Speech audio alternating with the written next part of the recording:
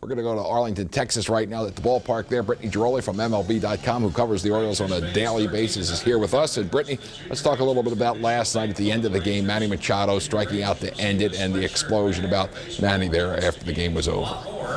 Yeah, Tom, I mean, obviously Manny was upset. There's a lot of frustration going on in the Orioles dugout. I think what he really wanted and what he told us last night was he wanted the home plate umpire to appeal the call, to ask the first base umpire what he saw, because Manny Machado was pretty convinced that he had checked his swing. He didn't think the game should have ended the way that it did. And then, of course, because they're on such a long losing streak, because they've been struggling here on the road, things boiled over. Manny admitted perhaps if they had been winning in the game, of course, if they had been winning even on this road trip, he wouldn't have reacted the way he did. So I think it was a combination of things. Certainly a bad way for that game to end last night for the Orioles, but you've seen it with Manny a few times already in his career. He definitely plays emotional. He's not afraid to show that he's upset, and that was another case last night. Manny Machado just feeling as if he let that game, let that at-bat really slip away, particularly with guys on first and third, and the Orioles looking like they potentially could have had a rally.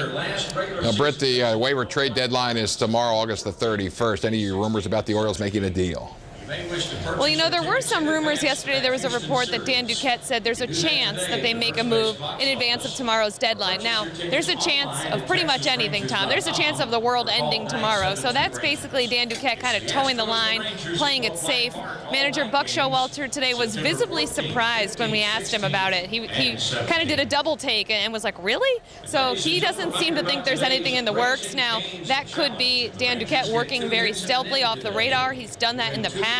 Or it could be a case of the Orioles don't think anybody out there is going to make that big of a difference for this club. Keep in mind, the way this works now, these guys are on waivers already, so other teams have to pass on them before they go to the Orioles. So it's not like the July 31st trade deadline. You don't have all these aces and premier players. There's no Gerardo Parra floating around for the Orioles. So I'd be surprised if they made an impact move this late in the season. I think they'll explore some things, but at the end of the day, this is the team that's either going to make the postseason or not.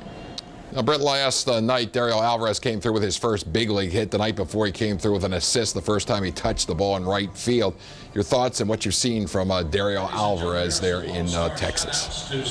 Well, it was a really cool moment in his first game, Tom. You had heard so much about his arm from scouts and other teams, and of course within the Orioles organization, and for him to make that throw and just easily get the out at home plate, that wasn't even all of the arm that he has. Buck said that they kind of had to taper him a little bit and say, you know, just calm down, just throw easy, you've got it. And he had that out by about a step and a half. So watching him last night, though, he looked to be a little bit more at ease at the plate.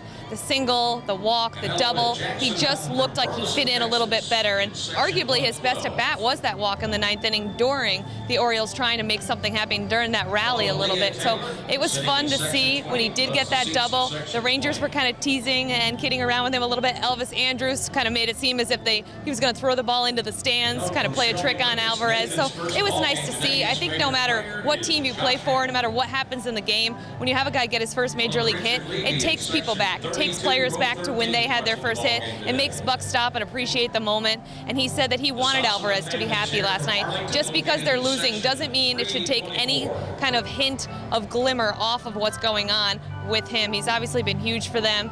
They feel like he can add a little bit maybe of a boost down the stretch for them. So Dario Alvarez right now, only in 2 games, of course, a very small sample size, but he's provided a little bit of a lift, something to feel good about on a really poor road trip. Well, Brittany, as always, we enjoy the conversation and the information. Look forward to chatting with you in the not-too-distant future. Brittany Ghiroli covering the Orioles for MLB.com in Arlington, Texas.